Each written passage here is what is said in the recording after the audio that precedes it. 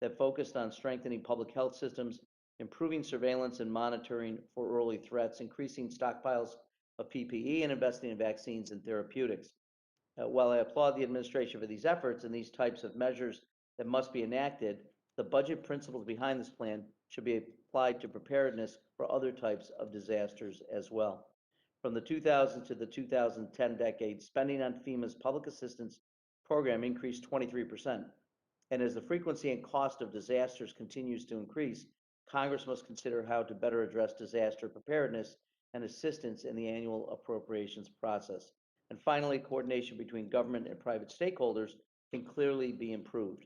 Although FEMA is the primary agency for disaster assistance, it's important to note that at least 16 other federal departments and agencies also contribute to disaster relief efforts, and I appreciate in the testimony submitted by the witnesses a number touched on this point.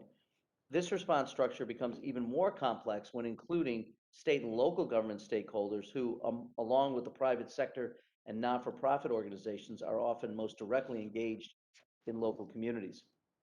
Ensuring that efficient systems are already in place beforehand will dramatically improve the quality of the response, particularly for services where planning and logistics play a significant role, whether it be allowing food distribution networks and supply chains to operate more efficiently or ensuring that funding for government stimulus programs are able to quickly get to families in need.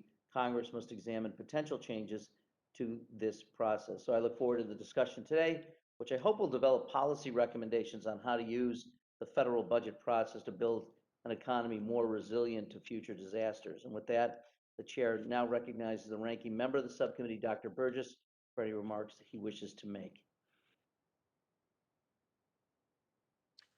I thank the chair, and I'm certainly glad that we're holding this hearing. I do want to thank our witnesses for being here to testify, and certainly looking forward to hearing from all of you and learning about how our nation can more efficiently plan our budget to prepare for future pandemics.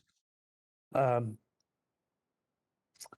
can't help but think I'm sitting here in the Rules Committee by myself. This hearing is being done virtually, but it was just a little over 2 years ago that we had one of the first rules hearings to regard the what were the initial stages of this pandemic. And it's hard to believe that not only are we on the second anniversary of that, we are going into the third year of the pandemic. And certainly you can recognize a certain amount of pandemic fatigue around the country, and every congressional district is encountering that and recognizing that. I do hope today's hearing is productive, and I am anxious to see and learn how our budgetary process and our response can improve our pandemic preparedness. And Chairman Morelli, I just have to point out, and Chairman McGovern, that we are probably, you referenced an appropriations acknowledging that there is going to be future disaster mitigation necessary. We are actually about, 3 weeks away from the lapse of an appropriation lapse in our governmental funding. Unfortunately, because of where we are in the process, we are very likely to see additional continuing resolutions. And as you both know, it is impossible to plan for or to budget money for future disasters if you are only using a continuing resolution process, because by its very nature, that is a process where you only look back and fund the activities of the previous year or years, not what is going to be happening in the future. So I certainly hope that we, and I'm sensitive to the fact that our ranking member of the full Rules Committee is an appropriator, so I want to be careful what I say, but at the same time, we really do depend upon the appropriations process to do their work. And then, of course, we will do our work in the Rules Committee when they finish their product. But here we are. We're in the largest and most devastating pandemic, and certainly in my lifetime. In fact, I serve on another committee that has jurisdiction over pandemic preparedness. That's the Committee on Energy and Commerce. And I've been asking our committee, the Committee on Energy and Commerce, to hold just such a hearing for certainly longer than a year, probably almost 2 years. And recently I sent a letter to Chairman Pallone of the Committee on Energy and Commerce expressing my frustration and disappointment with the lack of response from the Energy and Commerce Committee, which is one of the primary committees that should deal with public health. I think we have much to learn from the experience that we've all been through the past 2 years, but our committee has been, the Energy and Commerce Committee has been eerily silent, and it is a point of personal frustration to me that the Energy and Commerce Committee, which has a responsibility in this area, really has not shouldered that responsibility. And this is not just a criticism of the majority Democrats. I think that criticism actually applies to both sides of the dais. I cannot believe how passive we have been on the Committee on Energy and Commerce as far as asking the hard questions and providing information as an authorizing committee to our appropriators and then ultimately to the Rules Committee before a process comes to the floor. It has been extremely frustrating to be in the minority during this pandemic, but it's also extremely frustrating to be part of a committee that should be in the vanguard, should be in the lead, and in fact has not even shown up. So the Energy and Commerce Committee reauthorized a bill. It was called the Pandemic All Hazard Preparedness Act of 2018. And this very situation, it is what we were aiming to prevent and for which we were attempting to be prepared.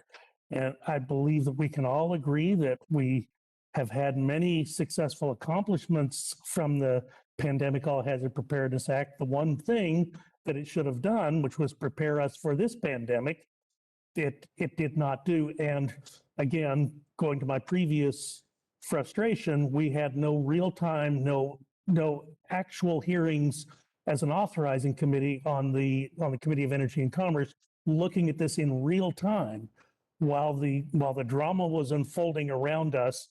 We had the Pandemic All Hazard Preparedness Act signed into law in June of 2019, 6 months later to be visited by this pandemic. And we never asked a single question.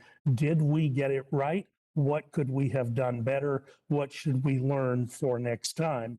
So it's not often that we have a real live case study to intricately examine the effectiveness of the policies that we just passed.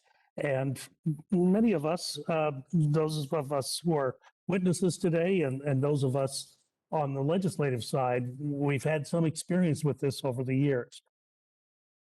One significant success that did occur during the first year of the pandemic, a significant milestone of the previous administration, the Trump administration, was that of Operation Warp Speed.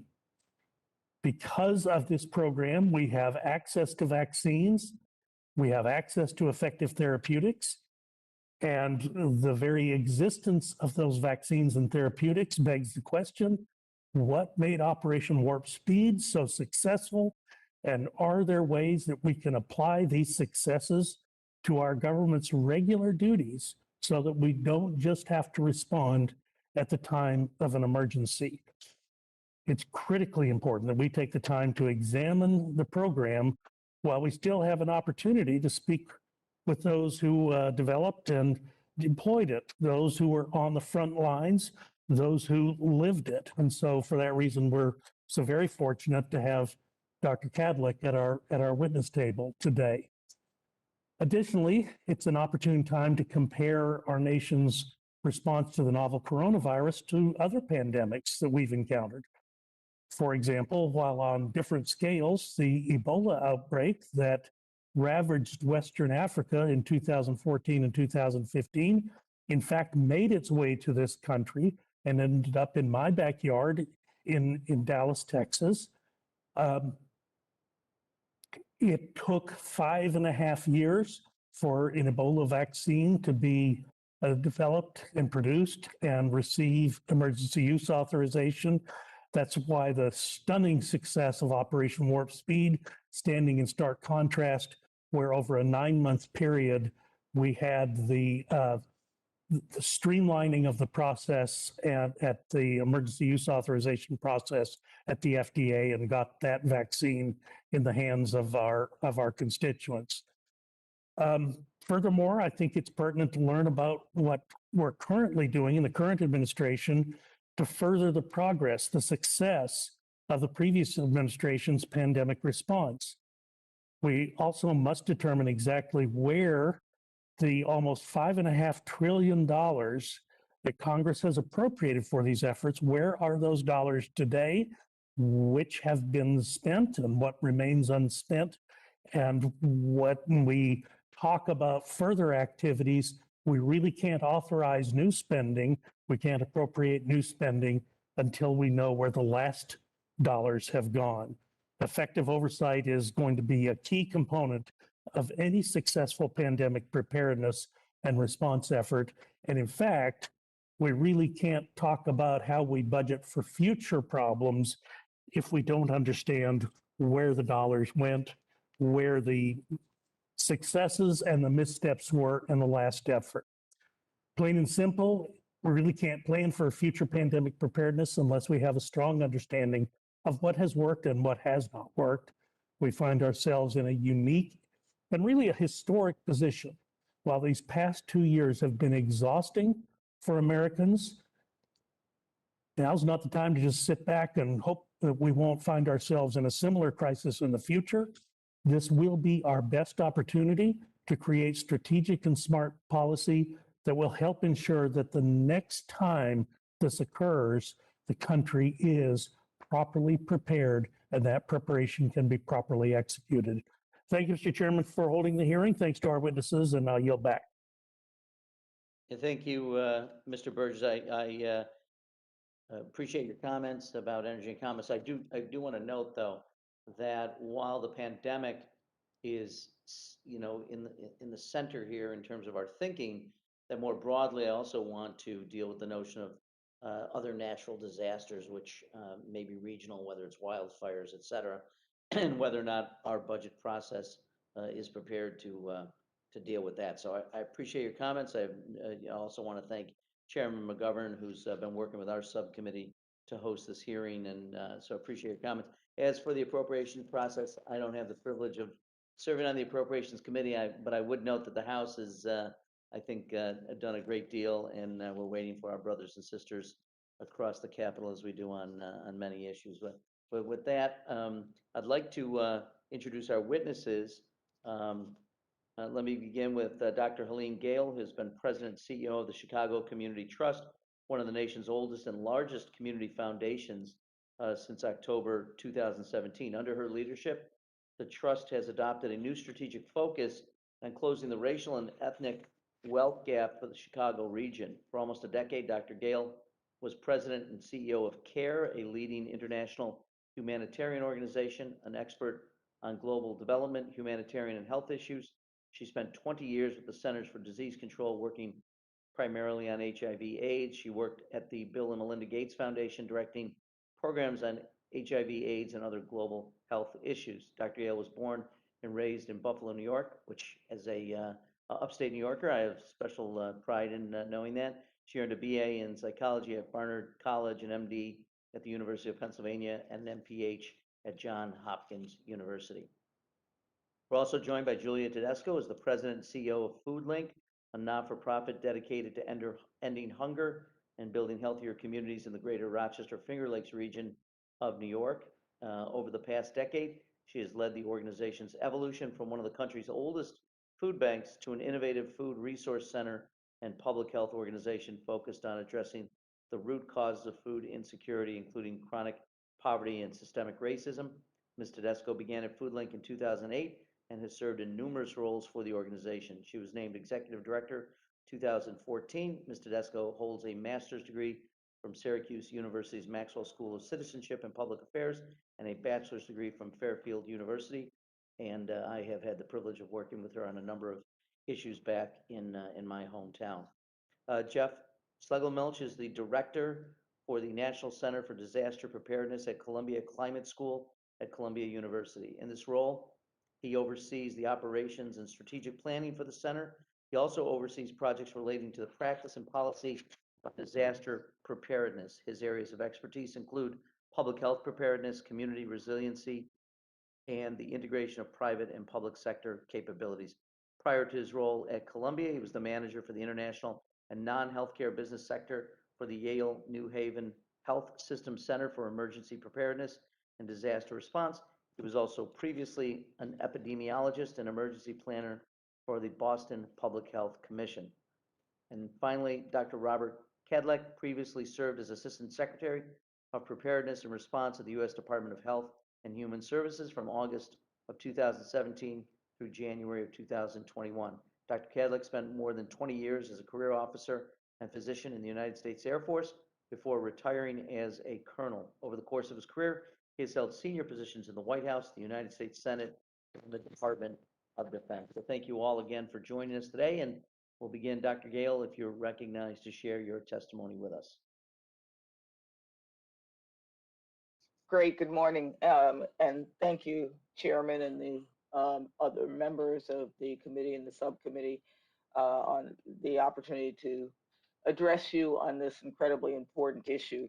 I won't go over a lot of the statistics around this COVID pandemic. I think we know them well. And while the health and economic consequences of COVID-19 are unlike any that any of us have seen in our recent memory, it is likely that this is not going to be a once in a generation pandemic. We know that more than 40 new infectious diseases in humans have emerged in the past decades. You've mentioned some of them: SARS, MERS, Ebola, Zika, etc.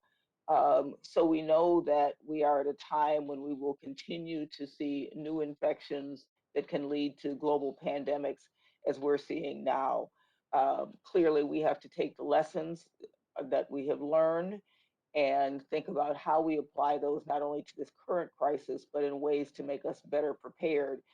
And while we know that we will continue to have these new infectious diseases emerging and pandemics, how we respond to them will really determine whether or not we see the kinds of severe health and economic consequences that we are seeing today. So let me just lead off with 5 points.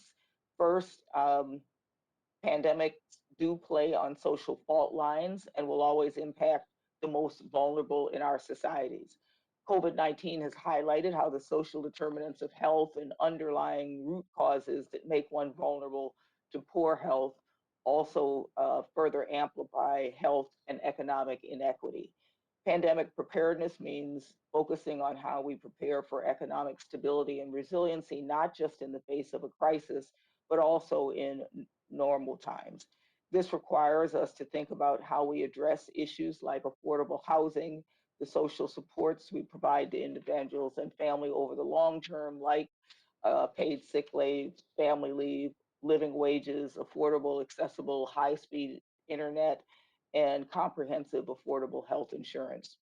Pandemic preparedness can and should help us to reimagine how we deliver social and economic support to make sure that we are all, as a society, resilient in times of crisis.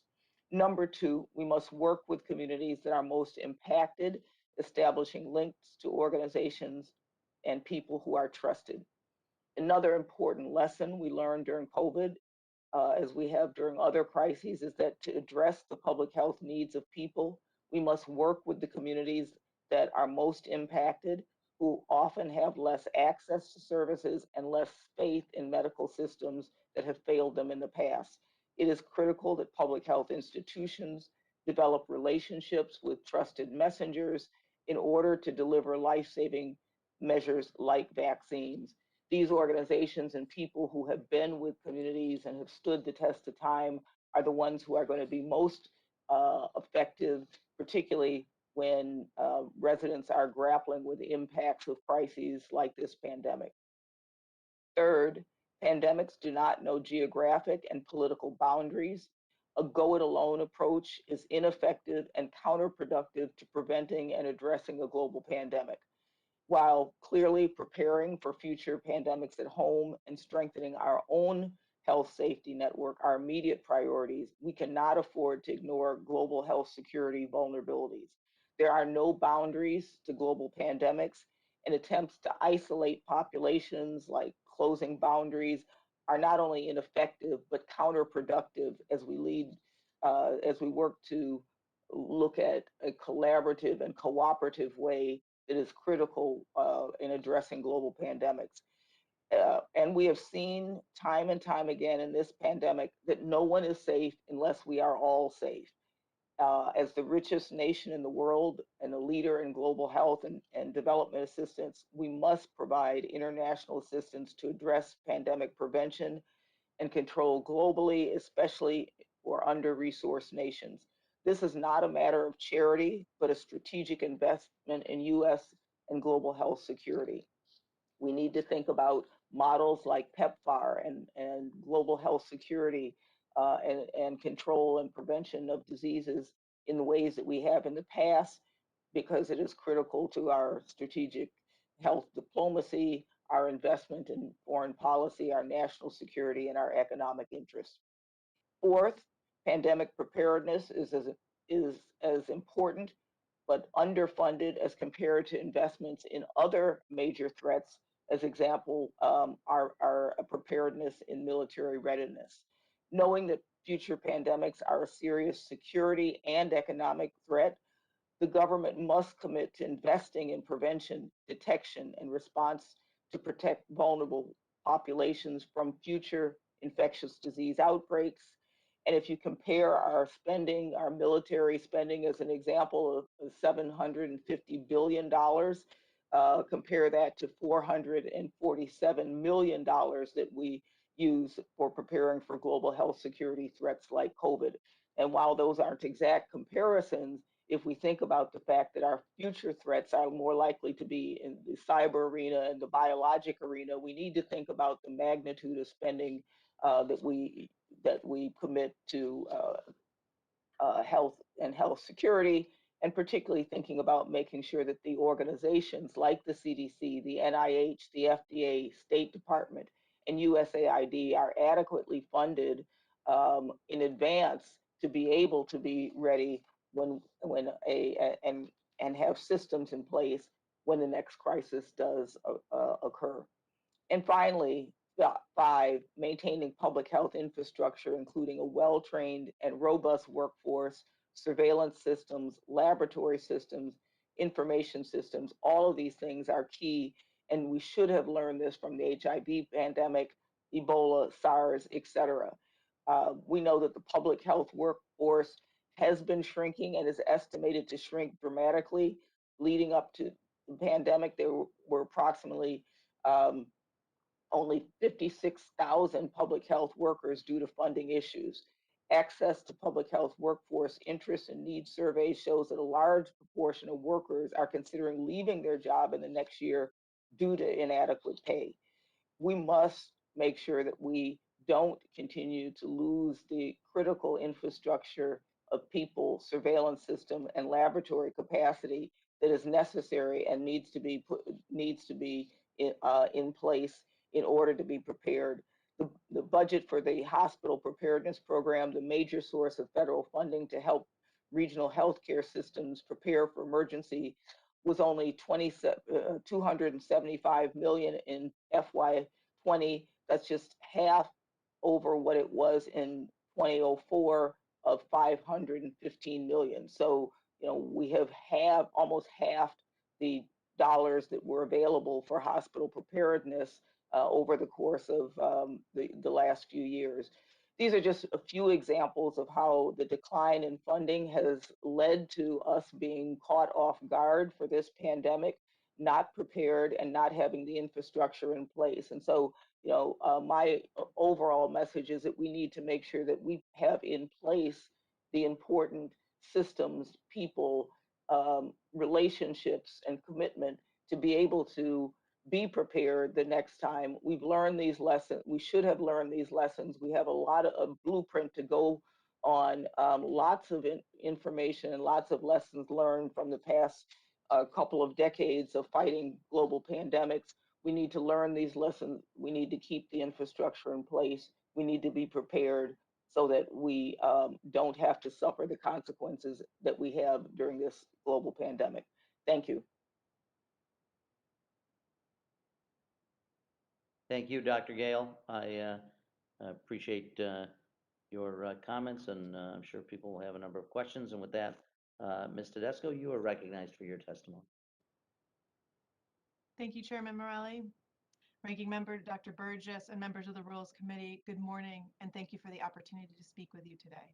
My name is Julia Tedesco, and I have the great privilege of serving as the President and CEO of FoodLink, a nonprofit organization in Rochester, New York, that serves as the regional food bank. Congressman Morelli likely recalls attending FoodLink's very first COVID emergency response food distribution on March 20th, 2020 in his hometown of Irondequoit. There was a lot we didn't know about COVID then, but as an emergency response organization, we knew that families were already struggling with hunger and access to food as they do in the face of any crisis. That day, a collaboration between the nonprofit and government sectors enabled us to safely get food to more than 300 households. In the 2 years since, we've organized more than 900 similar drive-through emergency food distributions across our region. In the next few minutes, I'd like to first share details about FoodLink's response during this pandemic. And second, I'd like to talk about the critical role that nonprofits play and why investment in this sector will help prepare us for any future emergency response. In doing so, I'll do my best to represent the 200 plus Feeding America food banks across the nation that have responded to COVID-19 and countless other disasters. Much attention has been given to the pandemic's devastating impact on the food security of millions of families and how many Americans were one crisis away from not having enough food to eat. We saw this firsthand in the city of Rochester and in the suburban and rural communities throughout our service area. We saw that as many as 40% of the people seeking support from the emergency food system were doing so for the very first time. But we also saw firsthand how this pandemic disproportionately impacted the vulnerable, the elderly with limited incomes, low-income parents, people of color, and so on. Individuals who are already facing difficult choices like paying for rent or paying for food. Individuals for whom panic shopping in bulk for groceries was simply not an option.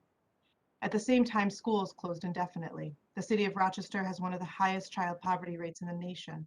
Every student in the district is categorically eligible for free school meals. With schools closed, parents were left wondering how to account for 2 extra meals per child per day, a looming financial and public health crisis of its own. FoodLink sprang into action on both fronts. In response to the need, we, within a matter of weeks, established a temporary alternate offsite warehouse to safely store and pack emergency provisions. When most of our network of direct service partners, think of food pantries and community centers and meal programs in church basements, were forced to shut down, we designed and coordinated no-touch drive-through distributions in centralized locations across 7,000 square miles. When government and community partners had critical information or supplies they needed to get to the public, we utilized these distributions to disseminate them. We became a central hub for everything from suicide prevention and mental health resources to US Census data collection. When a nurse from our regional healthcare system called us to frantically figure out how to get food to an elderly, quarantined, immunocompromised patient, we, for the first time in our 40-plus year history, made a home delivery and continue doing so thanks to partnerships with other nonprofits. We sat with leaders from our local city school district to brainstorm and coordinate the logistics of 17 grab-and-go meal sites for kids and their families. Understanding that barriers still existed for food access, we repurposed some of our smaller box trucks. And thanks to waivers issued by the USDA, we implemented ice cream truck style neighborhood meal distributions to complement our summer meals program. FoodLink distributed more than 50 million pounds of food in the last 22 months, and our kitchen produced more than 1.5 million healthy meals and snacks. Our fellow food banks in New York State and around the nation all did similar work, distributing unprecedented amounts of nutritious food, leveraging our relationships in the communities we serve, our expertise in food distribution, and our infrastructure, including distribution centers, industrial freezers and coolers, commercial kitchens, and fleets of trucks. Significant government interventions such as child tax credits and boosts and SNAP benefits helped quell what surely would have been devastating poverty levels. Still, food insecurity remains approximately 10% higher than levels recorded in 2019. That's more than 7 million people across our nation who are food insecure, and in our region that equates to about 152,000 people who have limited access to food. 152,000 people who might not know when or from where their next meal will come. As a food bank, we're proud of our response to this pandemic, but it is important to emphasize that for every one meal that a Feeding America food bank like FoodLink provides, SNAP provides 9. If we are to make a meaningful reduction to hunger in America and address a compounding factor in any disaster or crisis, the federal government must continue to increase investments in anti-poverty programs like SNAP, and to think of this in its own way as a form of disaster preparedness. In addition to investing in the social safety net, the federal government should more significantly invest in the nonprofit sector's ability to respond to crises. Nonprofits are not merely a group of small charities trying to do good. We are oftentimes the engine that generates innovative solutions to complex problems in our society. When the government needed to find ways to distribute food, PPE, vaccines, and information into underserved communities, it relied on the infrastructure, expertise, and flexibility of community-based nonprofit organizations. Far too often, though, nonprofits like FoodLink are asked to execute on programs that we did not have an opportunity to weigh in on. Issues with the coronavirus food assistance program have already been well documented, and I won't go into all of them here for the interest of time. But I do hope a major lesson from CFAP is that when the federal government needs to find ways to help feed people, it should include, or perhaps begin with, the nonprofit sector, and specifically the expertise of the Feeding America network, rather than to recreate the wheel. This nation already has a centralized hub for emergency food assistance with spokes across every state, county, and local community in America that could have helped to ensure smoother logistics and more equitable access to these food boxes. If food banks were included from the start and leveraged for their expertise, we could have significantly reduced staff time spent on coordination, saved dollars, and fed millions more Americans. I hope that a critical lesson to come out of the pandemic is the importance of investing in nonprofit infrastructure and technical capacity. Over the last couple of years, we often found ourselves with a strong food supply, but insufficient cold storage and refrigerated vehicles. FoodLink has had rented tractor trailers stationed in our parking lot running 24/7 for 2 years to provide additional cold storage. Community-based nonprofits do not have the resources to do R&D and invest in innovation the way that the private sector does. And when we do, it rarely, if ever, is funded by the federal government. We are encouraged by the USDA's promised investments in strengthening our food system and hope these investments extend beyond farmers, producers, and for-profit distributors to include the nonprofit sector. To summarize, we first and foremost believe that our nation's social safety net must be strengthened to better prepare us for the next disaster. But the pandemic has also shown us that the federal government has a real stake in the operational efficiency, infrastructure, and capacity and innovation of the nonprofit sector, especially when responding to disasters. This sector should be invested in, and nonprofits should be counted on not only to receive support and deliver interventions or services decided on by government, but to take part in the very design of those services. Thank you for your time today. Thank you very much for your testimony. And now, Mr. Schlegel-Milch, you are recognized for your testimony, sir. Thank you. Thank you, Chairman, and thank you to all of the members of the committee for the opportunity to speak with you today. To complement my written testimony, I want to talk about a few experiences in the field that sort of illuminate what these larger challenges look like. So to start, actually, after Hurricane Harvey, my colleague and then director of the center, Erwin Redlener, and I were in Texas assisting some celebrity donors to identify where their money could do the most good. And we saw a range of things from really emergent community organizations that maybe never envisioned themselves being part of disaster response and were meeting unmet needs, needs that weren't being met by larger sort of external groups, or maybe that the funding couldn't reach. But in particular, what stands out is a faith-based group that was doing what we would call disaster case management. So there were a number of people who were being denied assistance through various programs. And a lot of times they were actually eligible, but had filled out the paperwork wrong or misunderstood a definition or something like that. And so what most of them did was they gave up. And so they went to these nonprofits, and they actually helped them reapply and get access to those resources. In other cases, maybe they weren't eligible, but they were eligible for another program they weren't aware of and wouldn't have thought to look, like the Small Business Administration. Zooming out a little bit, I was talking to a state mitigation officer on some of the new mitigation funding that was coming in, and he was lamenting about how A lot of the smaller, more marginalized communities just had no way of accessing and putting together the application for these. That the opportunity to waive federal cost share was great for the communities that had capacity but not resources for cost share. But a lot of the most marginalized groups really lack the administrative capacity. And for folks like you and I that are mired in paperwork day in and day out, the idea of another grant may not seem too daunting, but a mitigation grant is quite a daunting task and requires a high level of administrative sophistication that many simply don't have. So we see a pattern here with the increased complexity that it sort of pushes out um, those who are already the most marginalized. I tend to say those who have access to the benefits of civil society before a disaster have access after. Those who don't have lawyers and accountants and access to high quality administrative frameworks often don't have access to what are otherwise deemed fair and open. Accessibility, fair and open in theory, does not actually equate to fair and equal in practice with these barriers in place. So thinking about root causes and something to talk about in my written testimony. So I had a call a couple of months ago with a congressional office, and it's the same call I get from various offices on all sides of the aisle from time to time after there's a major disaster. And they say, you know, we want to know how to do a better job with response. What are some things we can do? So I start going down my list, which is suspiciously similar to my written testimony, and talking about consolidating and simplifying and really looking at sort of larger sort of muscle movements in our whole of government disaster response. And I'm typically met with, yeah, we can't do that. Yeah, that's not going to fly. No, there's no way we can get that approved. In the current climate, we'd love to, but we can't. And then it settles in on this comment, we're looking for a quick win. We're looking for a quick win. And then the comment kind of gets cleaned up with something that can lead to more, something that can be a starting point, and all of these things. In the opening comments from the chairman, I know we talked about the complexity of disaster response and the sheer number of programs and agencies. It's important to note these quick wins are quite literally killing us. They are creating layers upon layers of complexity to the disaster response.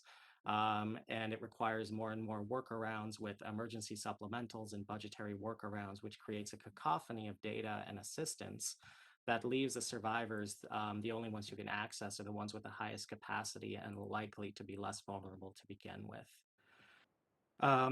So to close, I want to reiterate a couple of the key recommendations I had in my written testimony.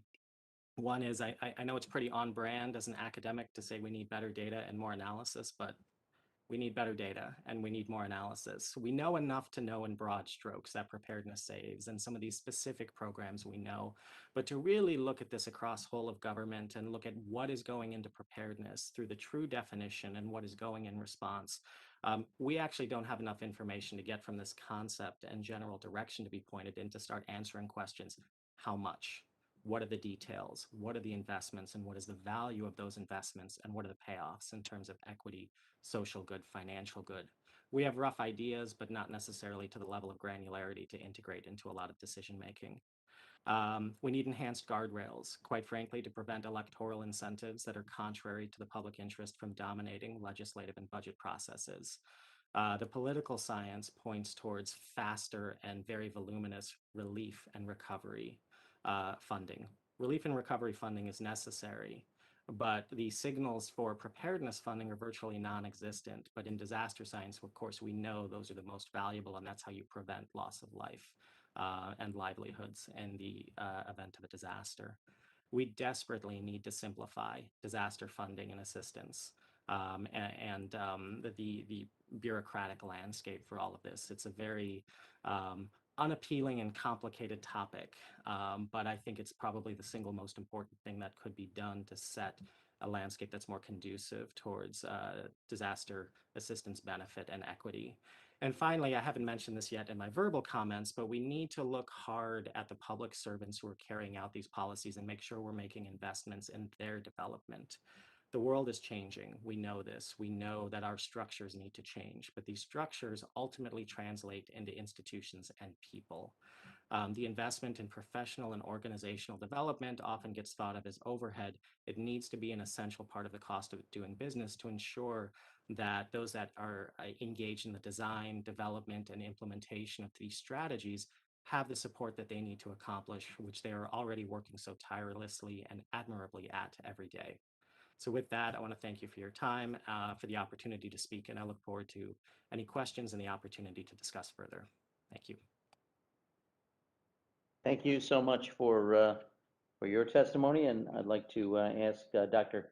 Cadlick to provide his testimony now, sir.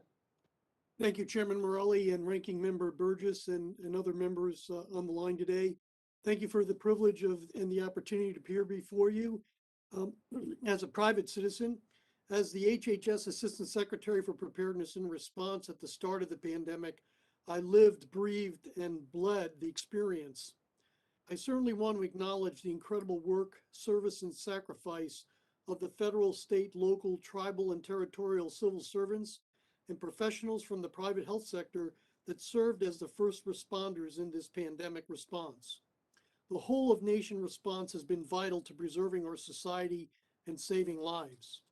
I also want to commend you and your colleagues for your strategic vision and foresight in having this subcommittee consider budgetary approaches that Congress could take to prepare the country for the next pandemic or major public health emergency. I'm convinced by these collective commitments to learning from the COVID response and to future congressional action that we can better prepare to mitigate unnecessary loss of life, negative economic impacts, and societal disruptions that another pandemic will bring. There are several historical and contemporary budget approaches that worked, did not work, and could work better. There's some prospective ideas that are innovative and I think would work to improve future pandemic preparedness. Whatever approach taken must address a range of potential health security threats, to your point, Mr. Chairman, and ensure congressional accountability and sustainability of critical response capabilities. What worked? Project BioShield Act that was created by Congress in 2004 after the events of 9/11 was an effective tool. It created a 10-year advance appropriation to incentivize the development and procurement of chemical, biological, and radionuclear medical countermeasures that did not have a commercial market. The program was successful, but the Special Reserve Fund created by legislation was not replenished when the original 10-year appropriation ended. Advanced appropriations could be useful in developing pandemic and antimicrobial medical countermeasures, as well as CBRN ones. The dilemma becomes renewing such advanced appropriations and the potential that Congress may later choose not to do so. The original BioShield concept called for obligatory, non-discretionary funding. What didn't work? Funding preparedness with periodic disaster supplementals. Funding to sustain improvements in preparedness are not particularly useful tools, and quite frankly, with the mainstay at ASPR, I have a chart of historic budgetary, of ASPR's budgetary history that indicate that the majority of funding that we received for our role was oftentimes through supplementals from disasters. While they've been significant enablers for preparedness, but when these funds basically expire, as they did with influenza and Ebola ran out, our ability to sustain programmatic funding for pandemic preparedness and particularly countermeasure development and some of our practical capabilities, operational capabilities, such as our NDMS, National Disaster Medical Teams, were jeopardized. For example, when I arrived at ASPR, our NDMS teams had not received any sustainment or specialized training for several years. Now, fortunately, but unfortunately, because of the hurricane supplemental generated after the Hurricane Harvey, Irma, and Maria, we were able to fund highly infectious disease training for our NDMS teams before the pandemic. Looking ahead, periodic pandemic or disaster supplemental funding will not support the desired long-term countermeasure development, medical response, or hospital preparedness, or similar programmatic preparedness initiatives that the nation needs. What worked but could work better? Well, the CARES Act worked fabulously. The Coronavirus Aid Relief Economic Security Act worked, but the delay in securing the funding through the supplemental process slowed our ability to respond, and quite frankly, delayed our ability to procure personal protective equipment at a time when cash in hand was able to buy available limited PPE supplies. It also delayed our ability to contract with pharmaceutical companies for the development of COVID-related vaccines, therapeutics, and diagnostics. What could work with the right safeguards and provisions? Appropriating funds into the existing Public Health Emergency Fund found in 42 U.S. Code Section 2247D that enumerate powers and authorities of the Secretary of Health and Human Services. This cannot be a generalized health slush fund. It would be used by the Secretary specifically to address the risks of a pandemic or catastrophic national public health emergency, such as a large-scale cyber attack affecting public health or healthcare, or a large-scale CBRN event. The last area that I would identify is things that have been identified as prospective ideas, and that is really the idea of somehow circumventing or exempting designated preparedness funding from budget caps, which I believe is an excellent idea and is an idea supported by the Bipartisan Policy Center. And I think that the idea of creating a permanent budget designation for programs deemed highest priority to prevent, detect, and address infectious disease threats outside the annual 302 allocations and outside the overall budget limitations would be something that would be extraordinarily beneficial. And finally, with time running out, I would just say that there needs to be some kind of mechanism to support the strategic national stockpile, and that should be studied and evaluated. The SNS has consistently been tasked to meet more hazards than its funding has allowed. Congress should specifically identify which hazards the SNS should be prepared to encounter over the next 5 to 10 years and authorize an appropriate commensurate budget to meet those requirements.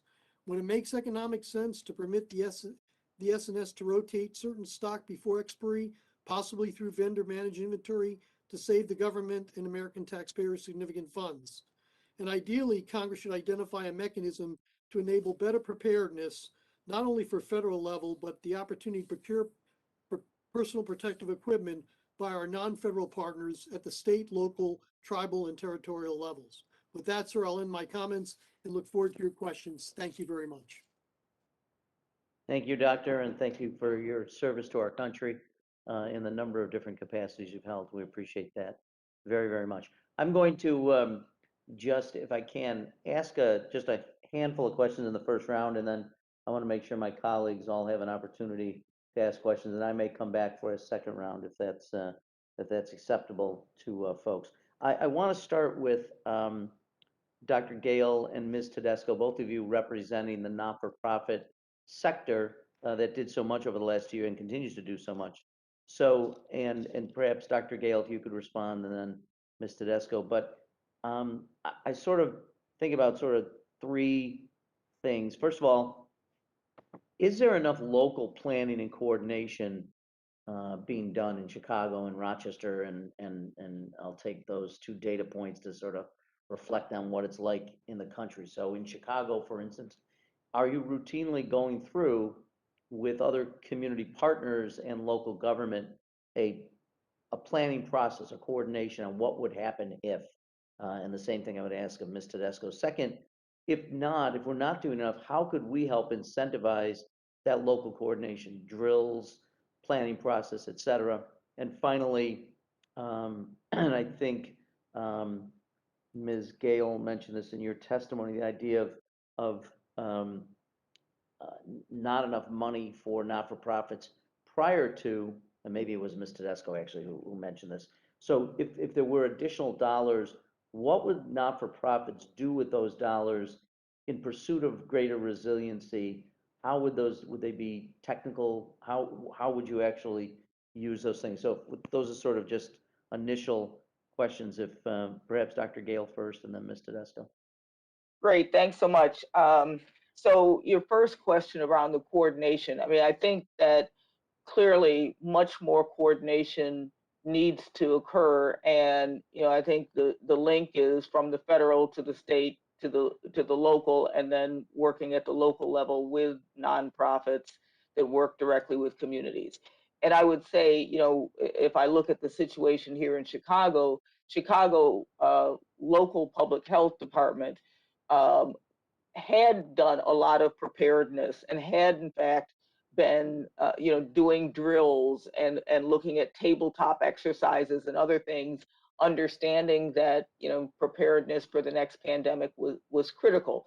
That said, that that isn't necessarily going on across the country, and the resources that need to flow from federal to state to local have not been there historically for preparedness, so that when something occurs, those systems are in place. And I think we saw in the beginning of this pandemic a real disconnect between, for instance, our surveillance system, our ability to even know what was going on, because we weren't adequately funding it so that those dollars did flow from federal to state to local. At the local level, you know, I go back to a lot of the experience I had when we were focusing on the HIV/AIDS pandemic.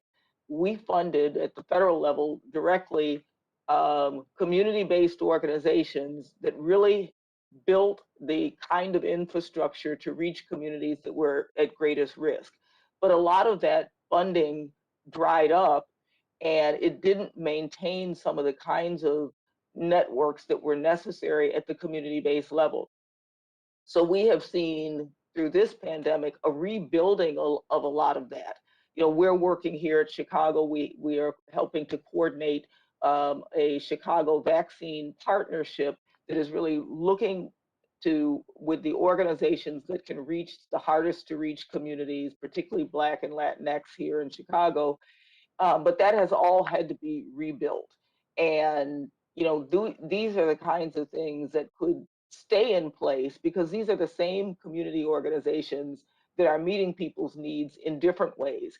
And they can be ready to be mobilized, but we had to do a lot of rebuilding to put those community partners in place and to make sure that the health department and community-based organizations were working in tandem. And so, I think the message over and over again is that we know how to do it, and we know the organizations that can be incredibly effective at the grassroots and the community level, but we don't continue to resource them so that they're, that we have this functioning, seamless system that flows from federal to community-based level. Thank you for the Yeah. question, Chairman, and I agree with Dr. Gale's response. I think there is a disconnect between emergency planning and disaster preparedness at the government level, and then at the local and community-based level. On Food Link's part, we have been involved at various times with VOAD, Voluntary Organizations Active in Disaster, but what we've seen is that there's been fits and starts of that. And at the state level, when you look at who manages disaster preparedness and how that flows, it's incredibly complex, and it does not translate to how we work at the ground level, and does not sort of honor the knowledge that we have and the relationships we have in the community. So I don't know if this is a recommendation per se, but I think what needs to happen is that we need to begin to speak the same language, that the government needs to come to the table with community-based organizations who end up delivering those disaster response services, and come to the table as equals in terms of planning, because what exists at the government level, what we've seen is a series of flow charts and complexities, and what exists at the local level is just an understanding of what people need and what our peer nonprofits can offer. And communications is key. We saw that in Rochester, is simply having the structure. We immediately, thanks in part to you, Chairman, we're able to have these weekly emergency response calls with government entities and nonprofits and the for-profit sector. That made all of the difference. It made us nimble. It made us be able to respond quickly. So more than anything, having the communication structure in place. But to answer the second part of your question, yeah, it's truly capacity building. Someone else touched on this earlier, but and I'm sure you've all heard this before, but far too often, nonprofits have the opportunity to apply for federal grants for, really prescriptive programs, or even from private funders. They want to fund a feeding program for children over and over, and I certainly understand why. But what they don't want to fund is the technical capacity building, the staffing, and certainly I think what is lacking is thinking about all of that in the context of planning for a disaster. Food banks know how to distribute food. Do they all have generators? Do they all have the cold storage that is required? Right now we're facing supply chain issues with trucks. We have a truck shortage, we have a truck driver shortage. So that type of investment is what could make a huge difference for us. I do want to, and I'll just editorialize, because in Rochester, as Mr. Tedesco's pointing out, we at the beginning, I think we organized twice a day phone calls with groups that included FoodLink and others, but we were really making it up as we went along, and I am just sort of thinking about how we might better incent local communities to do that on an ongoing basis, so that they're basically, I used to say there's no real manual locally on what we do in the middle of this, so we're just making it up, sort of building the airplane as we're flying it. But it would be interesting to me whether there's a way in partnership with the federal government to start incenting local communities to go through that process and that exercise in advance of having a real live event. I just want to switch. Mr. Schlegelmilch, you said something that has been the bane of my public existence, which is whenever I'm at a table and people say, "Let's get some quick wins." To me, in my brain, what that means is let's do the easiest things so we can show everybody that we're doing things. But rarely have I ever seen quick wins turn into any lasting value. In fact, I think it almost undercuts. So I'd ask it this way: what kinds of things should we do to develop some slow wins or some wins that are lasting? And you started to touch on it a little bit, but and maybe even use the frame of making this easier for people. I thought your comments also about how difficult it is if you're already in a sense disenfranchised prior to a crisis, you're not going to be any better able or better equipped to deal with it during the crisis. So if you could just expand on that a little more, I thought that was very interesting. What should we be doing to think about that differently? Absolutely. Thank you for the question. I think, so I'll answer it two ways, sort of from the bottom up. I think the first thing we have to think about is really what are the transactions that we're asking people to engage within in order to access different kinds of assistance. If you're a survivor at the individual level, if you're a nonprofit within a community, and what are the strings attached to that? Now, obviously, it runs through filters at the state and local level that this committee might not necessarily have direct oversight of, but certainly originating from the federal level. And so that's where there's an obvious answer, but not an easy one to implement, which is simplification. That sort of these quick wins layering on top of each other. I reference in my written comments a federal colleague who calls it the Jenga of federal assistance, topping one block on top of the other in random arrangements, and seeing how that really affects those and what capacities are required to access that and who has them and who doesn't.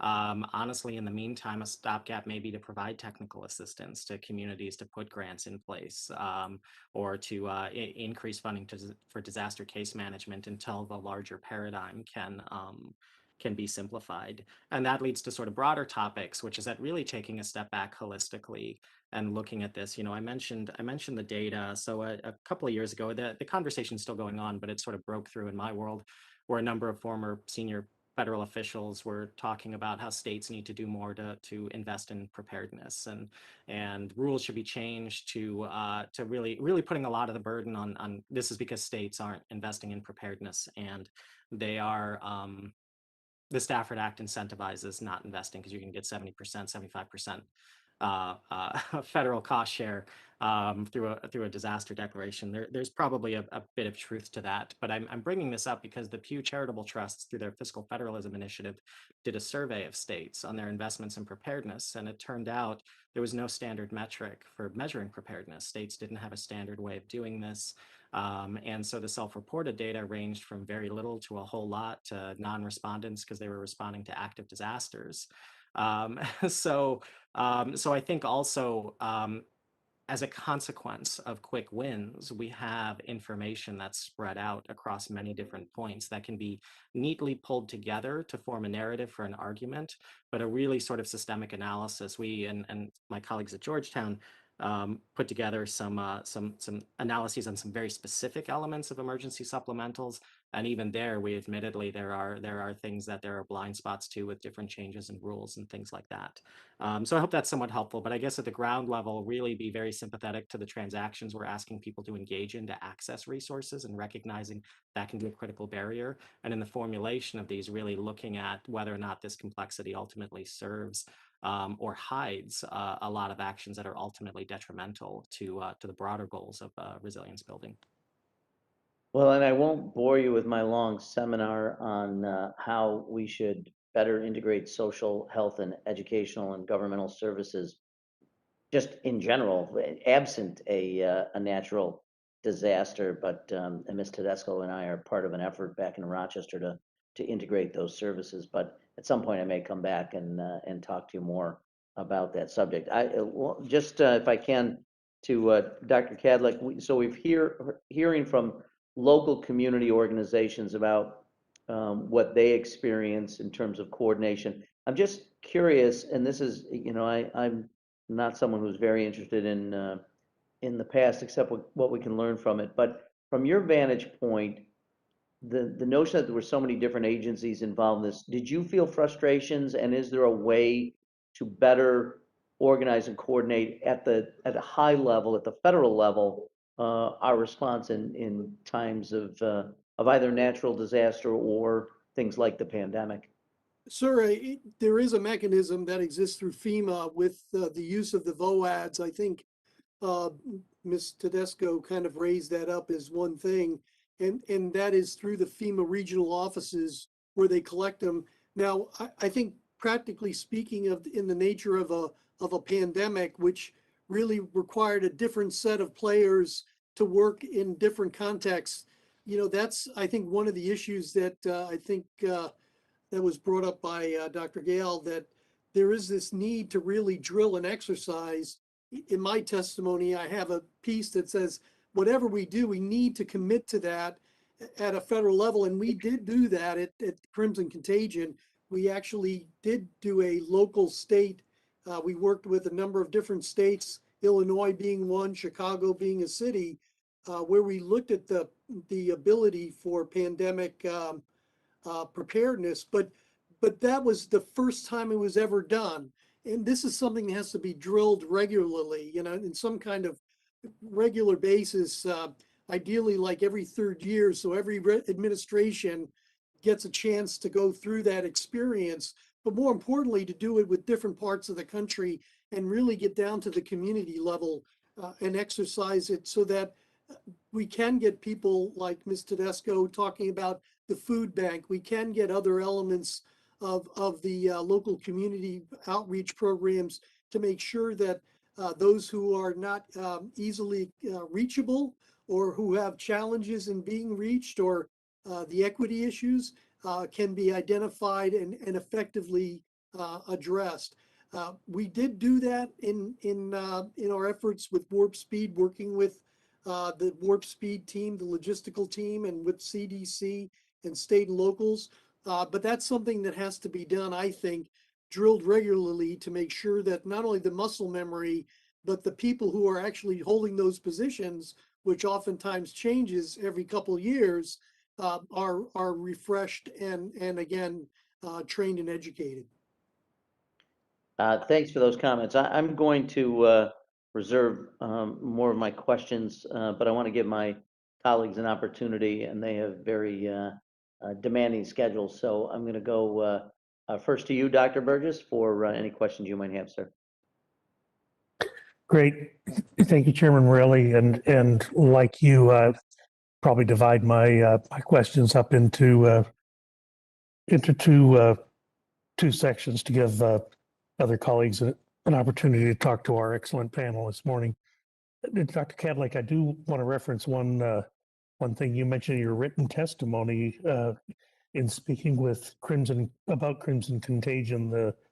exercise that you did.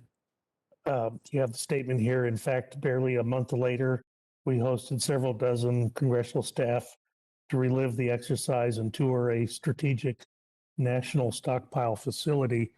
Chairman McGovern, Chairman Morelli, maybe the Rules Committee could visit a strategic national stockpile facility so that we could learn better for ourselves firsthand. I dare say it's probably an exercise that most members of Congress have not taken.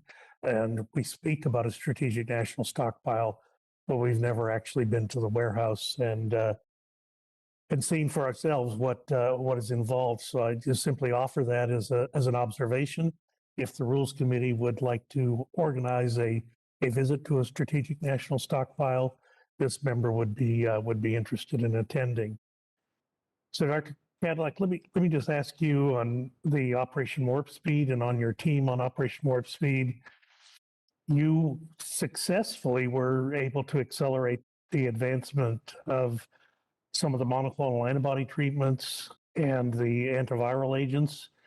And your ASPR team led the allocations and distributions of these products in an unprecedented way. And now my understanding is with the change of administrations, there was at least the existence of the opportunity for procurement that your administration and ASPR had left for the incoming administration in February of 2021, that those could have been extended, but in fact weren't. And I just ask you, is that understanding correct? And do you have a sense, if it is correct, do you have a sense as to why it was not executed? So it is correct, and we made deliberate efforts, particularly when we were setting up Warp Speed and not knowing the nature of the election, but was trying to, if you will, make sure that whatever we did would be enduring at least through the first couple of months of either the second term of Trump or the first term of Biden's administration, to give them some time to get their feet underneath them and recognize that they would need to make decisions as it would relate to the conditions on the ground that they encountered.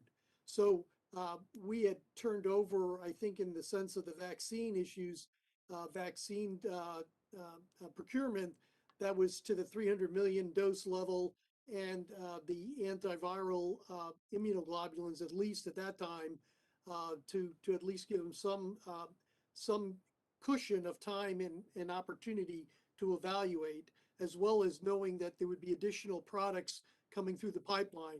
Now, two things happened and so I can't speak for the other team, but one was they had the Delta variant surge, and then clearly there were some of the monoclonals, truly the monoclonals, the single monoclonal cocktail made by Lilly, that had to be reconfigured into a cocktail to ensure that it could have the coverage.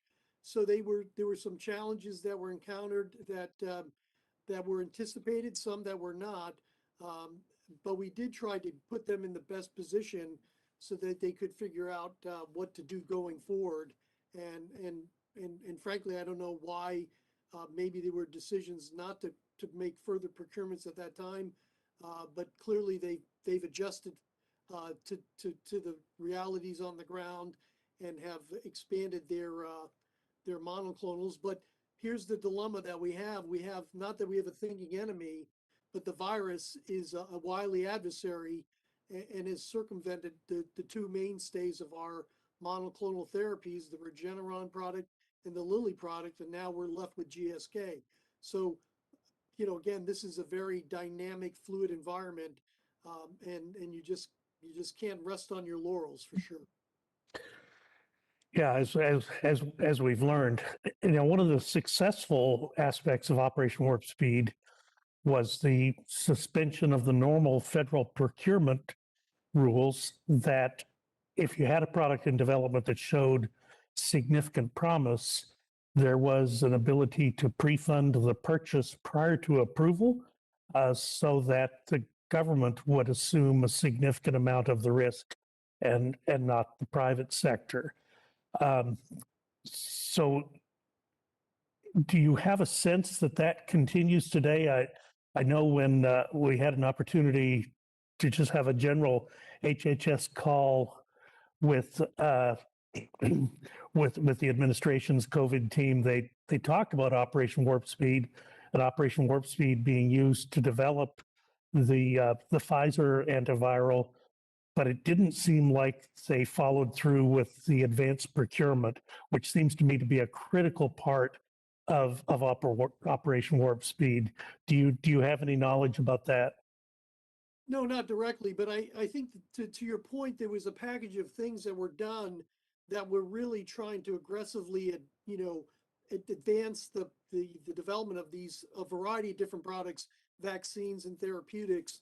And the kind of panoply of things that were done were, we used the Defense Production Act, which were aggressively kind of assisted companies either expand capacity or obtain priority for supplies, needed supplies, so they could manufacture or develop their potential product. We did do advanced procurement activities, particularly with the vaccines and with the therapeutics, with the idea that that would just give them some assurance that if the product worked, whether it worked or not, we bought it. And as we would joke a little bit, there was no joking a lot in that experience, but we'd take a product that didn't work and just accept that that was a lost investment and move to the next product and move forward. So there was an element of what I'd say risk taking on the part of the government, risk mitigation on the benefit of the company, and then really very focused product and portfolio management. And we had an extraordinary team, the public-private partnership that existed with Dr. Slawi, Dr. Carlo Di Notari Di Stefani, were exceptional group of experts that kind of help us stay on track. Well, thank you. And again, let me just echo Chairman Morelli's in thanking you for your incredible service to our nation. Dr. Gale, I appreciate so much you mentioning PEPFAR in your discussion. That's a model that it seems like we perhaps have lost sight of recently, but enormously effective in the early part of the 2000s, at a time where it seemed like all could be lost in the fight against HIV and AIDS in Africa, and that a generation would have to would face coming into adulthood without their parents because the disease was so devastating, and because of actions of then the Bush administration and yes, the United States Congress to participate in PEPFAR, which was really an extraordinary effort. And I don't know that we talk about it enough, that I don't know that before or since, if there has been that sort of effort that one nation has made on behalf of multiple other nations. So when we think about the global investments that need to be made for future preparedness, learning some of the lessons from PEPFAR, I think, are going to be extremely important. Yeah, I would wholeheartedly agree. It has been an incredibly important program. It was comprehensive. It was global. It really built infrastructure. And in fact, the infrastructure that PEPFAR built was in large part the reason why future pandemics were able to build on that infrastructure. And so I think being able to mount something similar to that, and as you know, noted, it was started by President Bush, but it was continued on for all the next administrations, no matter what the political party was.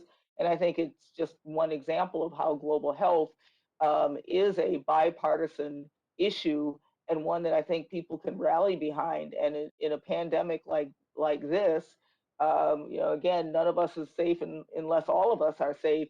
And I would love to see the same sort of coordinated effort that really, made sure that we were thinking about this in a very holistic way, in the way that we did with PEPFAR and the AIDS pandemic. So, I think there's a lot of lessons to be learned there, and I think it's a very important model. So immediately prior to being distracted by the pandemic of the century, there was some discussion of utilizing the infrastructure that had been built during PEPFAR to provide a platform for improved maternal care, maternal mortality in other locations. And unfortunately, that's going to, I guess, go down in history as one of the unintended consequences or victims of the pandemic. I haven't heard recently any discussion of that because clearly everyone's been focused on the more immediate danger of the coronavirus.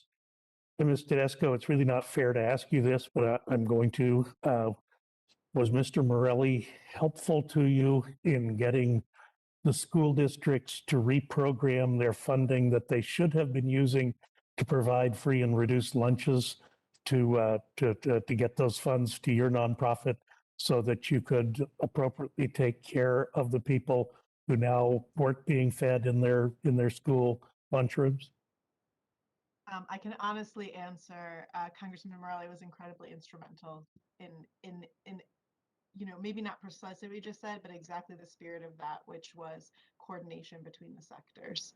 And FoodLink, even prior to this disaster, is the largest non-municipal provider of meals in our region. So we have a community kitchen. Prior to the pandemic, we were doing 3,000 meals a day. We came in, the first case in Rochester was on a Friday. We came in on a Sunday and started preparing meals and figuring out in conjunction with the city school district how we could get those meals to kids. And if I could connect this to the question I was asked prior, just continuing to think about that in any disaster preparedness that I've been involved with, and Dr. Kadlec, you sort of said this as well, never did a global pandemic come up. When we were talking with the Red Cross and state FEMA reps and whatever, we didn't talk about global pandemics, nor did we talk ever specifically about the crises of children being out of school. And that became the number one crisis that we addressed, not public health instantly, but kids being out of school and what we instantly knew that meant for our community and for families. And so, yes, I hope I answered your question. Yes, Congressman Morelli was incredibly helpful, but it was truly a collaborative process, and I think paves the way for what it needs to be for school districts, especially in impoverished areas like the city of Rochester, that they really need sustainable collaborative models with the nonprofit sector in order to fully meet the needs of their student body during a pandemic and during quote unquote normal times. I hope that answered your question. It almost did. And you used the word nimble earlier, and I think that's perhaps something we should all bear in mind when we're faced with the existential crisis that this was, and the ability to be nimble in our funding. And just as the virus doesn't respect any political party, it also doesn't respect political jurisdictions. And whether it's school district, county funding, state funding, or federal funding, we need to be nimble in our response. Mr. Chairman, I'm going to reserve the balance of my time and allow you to go to other members. Thank you, Dr. Burgess. And I do note, as it related to the schools, that one of the first requests we got from one of the school districts was to allow them to receive funding, even though they weren't providing lunches anymore. And we held a pretty robust discussion that included FoodLink because they wanted to step up and help, and certainly did. But it did raise the question of how difficult it is to coordinate in the middle of an emergency because there are existing rules, there are existing requirements you have to meet. So we went through a long process to try to work that out. But I appreciate your comments. I want to now call Chairman, on. may I add one thing to that? Yes, of course. I want to say that I think one of the most successful things that happened during this pandemic in terms of government response was the USDA waivers that were put into place fairly rapidly. And I would truly advocate for those being extended or put in permanently, but reducing barriers to access for kids by allowing grab and go meals, by increasing reimbursement rates so we could get more nutritious and higher quality food out to folks, by doing away with what was formerly required congregate meal settings that enabled caretakers and children to eat together, to take food home to their families together, all of those things, and there's more to add to that, I believe should always be in place. They honor the dignity of the individuals receiving those services. They meet people where they are. They enable us to get better food to more people. So I applaud the USDA and the government for those waivers. Thank you. Well, I appreciate those comments, and I'm sure Chairman McGovern, who is leading a national effort on a White House conference on hunger, is thinking about those things. I appreciate your comments. I now want to turn to my colleague and friend, Ms. Ross, for questions. Thank you, Mr. Chair, and thank you to the folks who have testified today. I'm juggling a science, space, and technology markup, but I would argue that maybe we should get science, space, and technology to take up this issue as well, since so much of their jurisdiction has to do with things that might involve research and planning for the future. As we know, the COVID pandemic has exposed how unprepared the United States and the rest of the world are for large-scale public health emergencies. And it's critical that we learn from these experiences and use our knowledge and resources to prepare for and prevent similar disasters in the future. For years before the onset of the current pandemic, academic, scientific, and policy institutions warned of the potentially devastating impacts of a global pandemic. So did Hollywood. And as recently as 2012, the RAND Corporation concluded that pandemics were capable of destroying the American way of life. In the years following, the U.S. intelligence community cautioned in their annual worldwide threat assessment that pandemics can cause political and economic upheaval, as we can attest.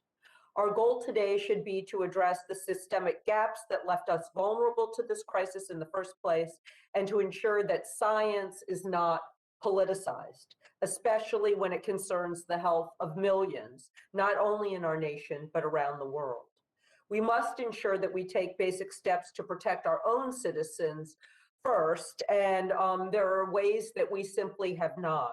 For example, in my home state of North Carolina, the state has refused to expand Medicaid, leaving hundreds of thousands of North Carolinians without health insurance and more vulnerable to this pandemic. And I spoke with all the hospital CEOs in my district yesterday, and they continue to say that had we expanded Medicaid, things would be much better in the state of North Carolina. In addition, our public health infrastructure has been affected by staffing shortages, which some of you have mentioned, among frontline healthcare professionals. And it's critical that we in Congress provide support to our healthcare institutions to continue serving our nation as we deal with the resurgence of cases caused by Omicron and the variants that I am sure will come even on the heels of Omicron. I've also heard from educators in my district about the challenges of teaching when schools lack essential health resources. And I know we've talked about food issues, but right now what the schools are looking for are KN95 masks and COVID tests. And we know that the administration is sending them out, but clearly it would have been great if they had them all throughout the pandemic. And providing these tools should be a top priority to ensure that our children can continue to be educated and our teachers and school professionals can be protected as they serve our communities. This brings me to the importance, as Dr. Burgess raised, of continuing our effort to provide COVID resources around the world, from vaccine tests to personal protective equipment. We can't defeat the pandemic and expect to protect ourselves without coordination and support with the international community, and without investments in global health, including vaccines, therapeutics, and more. We'll continue to face new variants that develop in other countries with fewer health resources that we have. My question to all of the witnesses, and Dr. Burgess started this by bringing up the success of PEPFAR, is what strategy should we use to ensure that our federal budget accounts for the global nature of pandemics and other public health crises in a recurring fashion and not just as a reaction.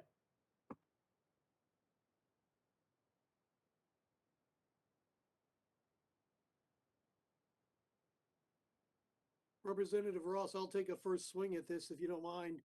Thank you. And specifically focusing on, I think, the medical aspects that I think were highlighted by PEPFAR, and that is clearly it was a U.S. initiative, but in managing a pandemic, and obviously there are things called CEPI, and I applaud what the current administration is trying to do to expand, if you will, the participation of other countries to donate vaccine. There really has to be an established mechanism that builds capacity here domestically that's likely excessive to our national needs, but yet is contributable to the global needs for in the event of a pandemic. And I think that's one thing that, quite frankly, that has to be kind of considered and sized. There was discussion late in the Trump administration about creating a Marshall Plan, the idea of doing something similar to what was done in Europe following World War II, to basically enlist support of willing countries to donate vaccine globally. And I think that transitions are disruptive, but I think now that you can see that our country is kind of moving into that role, but I think there has to be a dedicated effort to build that. There's been a discussion about an international treaty to deal with pandemics, and it would seem that that would be an appropriate consideration to be part of that, amongst other things. But with that, I'll stop and turn to the other witnesses for their comments. I can add a few thoughts, and thank you, and I appreciate the also the call out to the series of warnings that have come from the scientific community, from the policy community, from the government itself on the challenges of the pandemic. And it's something that I'm sure will be the subject of many committees, commissions, blue ribbon panels, whatever the case may be for years to come. Yeah, the data was there. The incentives were not. And so I think that there, complexity, we're entering into a more complex world. This pandemic may very well not be the last one we see in our lifetime, and with the growing impacts of climate change, it's going to get worse before it gets better. And I think that one of the key components there is we have a very distributed set of responsibilities, both throughout Congress and through the various committees. I know a few other committees have been mentioned today as potentially ones to also take this up, as well as across our government, which we've talked about. And so in a sense, almost what we need to do is to decomplexify. I'm not sure if that's a word, but to reduce the complexity of this to afford more flexibility towards a range of scenarios that we're facing that can be implemented as they're needed. I think it's also worth noting that the science provides a range of different options for managing different disaster threats, but we tend to focus on certain kinds of science over others. So up until fairly recently, a lot of mitigation efforts were focused on the built environment and engineering options, when increasingly we're seeing from the social science how social determinants can be an even greater predictor of how a community does before, during, and after a disaster. The relationships of social programs to disaster resilience after the fact is becoming increasingly clear. And we've had sort of the politics, the behavioral science. Why is it easier to ask people to wear masks and get vaccinated in some parts of the world than the other? The behavioral science illuminates a lot in terms of the landscape you have to work with these policies. And more individualistic societies are going to require different approaches or different levels of investment than for certain approaches than we're seeing overseas. So we do need more data, we do need more research, but there's also a lot of research that isn't really being pulled together, in part because of the distributed nature and ownership of all of this. So unifying, simplifying, I know these are overly simplistic answers, but ultimately to create capacities to harness the complexity of these situations and create vehicles that have the flexibility to meet needs that we know the outer boundaries of, but won't know the details of until they're occurring. Yeah, and I just add, I was going to say something similar. I mean, I think, in situations like this, the knee-jerk response is to try to create something different. and something new and a new infrastructure. And I think there's a lot of things that are already in place that we need to figure out how are they better connected, how are they better coordinated, and are we giving systems incentives to work together? And so, there are agencies that already have mandates, but we didn't do a good job in the beginning of this pandemic to actually make sure that agencies were working together and that there was a coordinated approach to it. And some of the structures that we had in place for disaster preparedness, which really were coordinating structures to a large degree, had been dismantled. So I think we have to think about, not looking at recreating the wheel, but really, are we doing the best job we can? And I like the notion of simplification, but really looking at how do we have the right systems for coordination. I think the other thing that has come out in many ways as we've talked about this today is that we were dealing with two different aspects of the crisis. We had a public health crisis that precipitated an economic crisis. And in both of those situations, we did not have in place the things to make us more resilient. And so we've talked about how could we make some of the social safety net issues in place and better so that populations don't get knocked so far down every time something happens.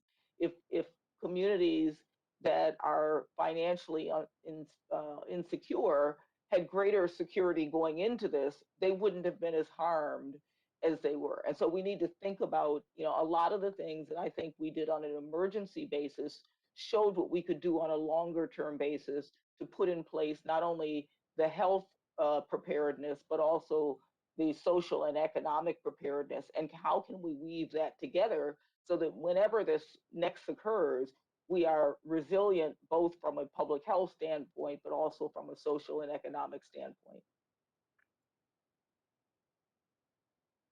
Well, thank you all for your responses. I'm happy to take information from this hearing to the Science, Space, and Technology Committee. And Mr. Chairman, I yield back.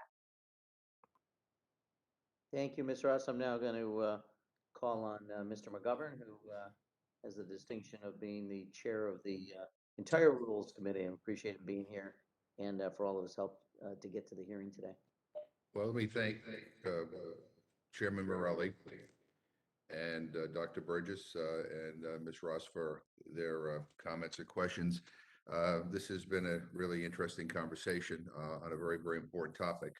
And as I was listening to the testimony, listening to the questions, I kept on thinking about the reality that we're not particularly good at things like planning, which is essential, or coordination. We're not very good at coordination between the House and the Senate, never mind the House, never mind the federal government, the state and local governments, and others that need to be part of it. There's an issue here of funding in order to prepare for these potential disasters. And then there's the issue of leadership, which is important. We have members of Congress when it comes to natural disasters, whether it's wildfires or tornadoes or you name it, floods, that routinely balk at responding to them after they happen, except if it happens in their own state. So there's this hypocrisy that exists. And I think part of it is that we have some people who just don't think government is part of any solution unless it affects them directly. We heard about, all the incredible work that went into to combating HIV/AIDS and the response. The Congress actually acted. By the way, after years of inaction, Congress actually began to act, and the response, included things like the Ryan White Act, and then the PEPFAR program that Dr. Burgess referenced, which was a bipartisan effort, and I think is something that we can be proud of. But this was a kind of a healthcare plus approach, and here Congress also recognized how much housing and food matter. to potential healthcare outcomes. So I think, that I think that's an important point. On the COVID-19 issue and the response. I mean, international efforts to speed up pharmaceutical response and review process, I think was very, very important. It led to the rapid creation of a life-saving vaccine, which I think is a fantastic feat. Uh, but the bad news, of course, is that misinformation has limited our nation's ability to get shots in the arms. So the issue now is we have the vaccine, and I think I speak for all of us on this panel. I go home. I have to. I'm still trying to convince people to make sure they get the vaccine. And we have a political system here in which some go out and actively say, don't do the vaccine. Dr. Burgess waxed nostalgic about the previous administration. I look back on the early days of this crisis with continued with a lot of shock that scientists were telling us that we had to take this pandemic seriously, and we had leaders, including the President of the United States, saying, it's no big deal, it's not real. The first couple of months, we're in denial. And Dr. Bridges, if you don't believe me, just go read the president's statements. But the bottom line is, we were being told to wear masks, and we had people actively discouraging people from wearing masks. This was before the vaccine was developed. And so you look back on that and you say, I'm hearing from now medical experts, maybe we could have saved a lot more lives if we had taken it more seriously at the beginning.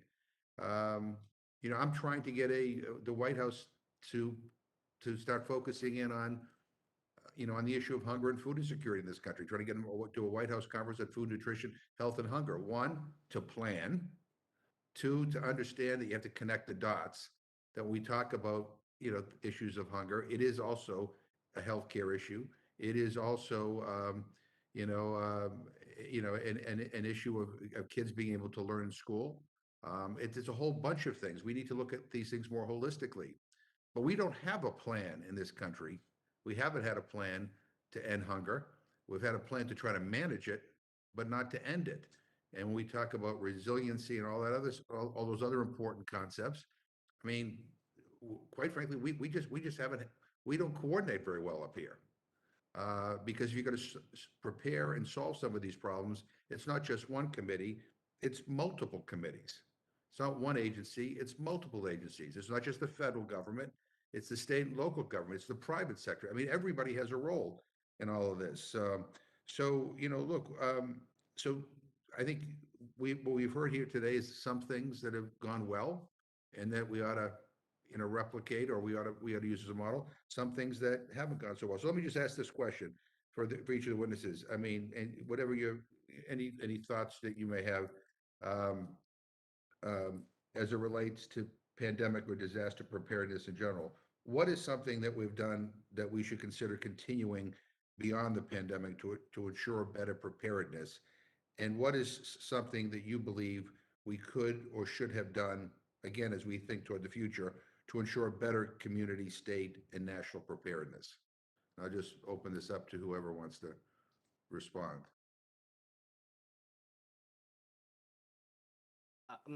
I'll go ahead and start. I think one of the things that has been done well, as much as we lament, myself included, really quite extensively, the lack of funding for preparedness and the ebbs and flows in the annual appropriations process.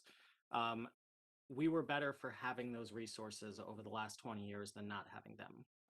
The relationships that were fostered that are frustratingly not as robust as they could be within communities are where they are because of the capacities that have been invested into emergency management structures and into a whole of community sort of paradigm of thinking of these things. So I think that as at least coming from me, while I'm critical of funding levels and lack of predictability across a lot of this, having what we have is better than not having it. Now, on the flip side, in terms of what we could do better with, you know, I think we really do have to look at the disaster science is increasingly going into the social services arena and illuminating where social services predict outcomes in disasters. And this is only going to go stronger as there's more data and there's more evidence with all of this. And I think one of the most important things to consider going forward is that investments in resilience aren't necessarily bills that say disaster in front of them. They may be investments in food security. They may be investments in healthcare to make sure more people are insured. And we have a financed national health continuum of public and private deliveries that are used to serving the whole population and not just the insured population, that's built for the kind of demand, that we're financing public health and not just taking for granted the value of that. And the other is, I do want to point out there has been a lot of talk about structures of sort of wrangling these federal processes that are distributed. One of the big criticisms of the past administration was dismantling or moving to a point of functionally dismantling the Global Health Security Team and the Pandemic Response Unit and the National Security Council.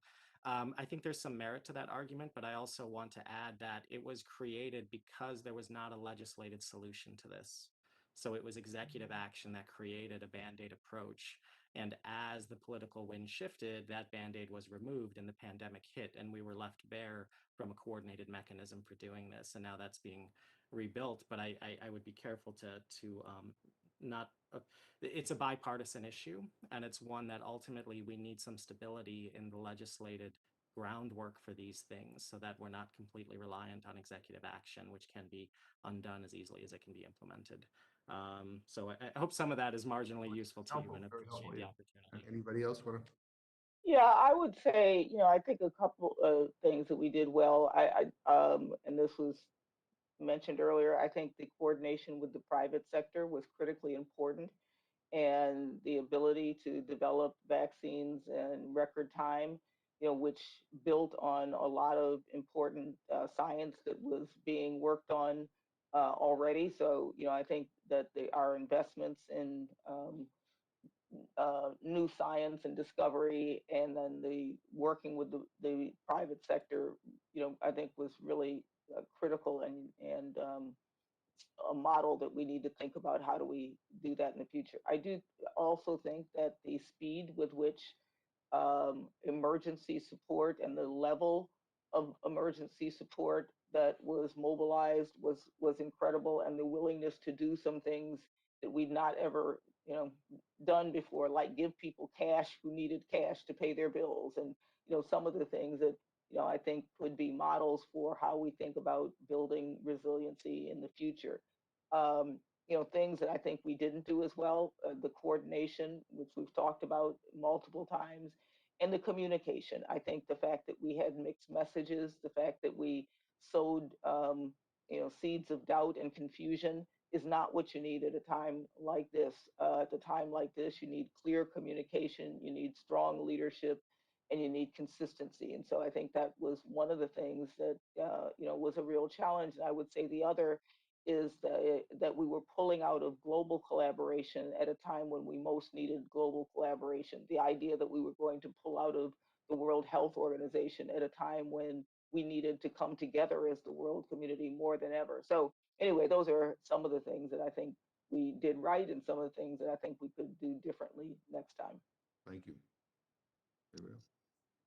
I would just add, a lot has been said about strengthening the social safety net. So I would, just in my final remarks here, say that it's something we did well during the pandemic, and it's something that if we are willing to do during that type of crisis, I think we need to consider why we are not willing to do it all the time. We had an unprecedented level of investment in food and recognition of the issue of hunger, partially because hunger is tangible, but it really in our nation is another word for poverty. It's not a matter of food, it's a matter of a trade-off because of limited economic resources for families. So we need to continue to invest in anti-hunger and put the infrastructure behind it. And as I argued, invest in nonprofits as partners. But in the broader sense, we now know, and it was said multiple times on this call, that pandemics, disasters disproportionately affect those who are economically disadvantaged, Black and Latinx communities. And so for the long term, investing in the social safety net is, to me, the best preparation for any future disaster. No, and I appreciate that. I always tell people that, you know, we had a hunger problem and a crisis before the pandemic. We just weren't coordinating an effort to respond to it appropriately. We had close to 38 million people in this country who didn't know where the next meal was going to come from. And the pandemic just highlighted the disparities that already existed. And so, I mean, you know, but it's more than just responding to an immediate crisis. We got to solve the problem. I don't know whether, Mr. Kelly, do you have anything you want to? Yes, sir. I do, Mr. Chairman, and that is, it was mentioned already about the public-private partnerships, and particularly around medical countermeasures. You know, that model, quite frankly, can be used in a much broader context, whether it be about surveillance of diseases, whether it be about testing, whether it be about supply chain, whether it be about healthcare provision. It would seem that that's a model, and quite frankly, to your point about how do you manage, you know, hunger in America, it really does require a whole nation approach. And quite frankly, that model to work against these very troubling problems, whether it be during a pandemic or not, I think is a model that can effectively be mobilized in a way that, quite frankly, is demonstrated by things like warp speed. The second area is, and this gets to more public health, or not public health, but healthcare provision. And that is, even right now during Omicron, with the availability of vaccines and other things, we're finding not only are we having problems managing cases of COVID, but non-COVID emergencies, non-COVID chronic cases, both in rural and urban environments, and affects all access groups, and particularly those who have difficulty getting access to healthcare. And I think that's one area that has to take maybe some kind of priority view. Public health has been defined as one of the critical gaps in our pandemic preparedness. And I would argue that our ability to provide health care across the range of conditions that we need to, in a pandemic or not, was severely challenged during this crisis, and could be similarly challenged through other crises that are not necessarily infectious disease related. And I think that that's one thing that has to be evaluated. No, I think that's an excellent point. Again, I want to thank Chairman Morelli for putting this hearing together, but I think you challenge us to think bigger and more holistically, which is something that is always very difficult to do. You know, and I mentioned I talked about hunger in the beginning, but I also sit on the Agriculture Committee. So when we talk about combating hunger on the Agriculture Committee, we talk about SNAP. Well, that's not the whole answer, right? If you want to talk about school feeding, you got to go to the Education Labor Committee. You know, if you want to talk about food as medicine, you have to go to Ways and Means or Energy and Commerce. And, you know, the same within our agencies. And I think there needs to be a better coordinated effort to look at things more holistically. I think it would enable us to be better prepared for upcoming disasters, whether they're climate related or whether they're pandemic related or, you know, who knows what related. But anyway, I really appreciate the expertise of this panel. And again, I thank you for your comments. Thank you, Mr. Chairman, for not only for being here, but the incredible work you're doing on addressing hunger in America.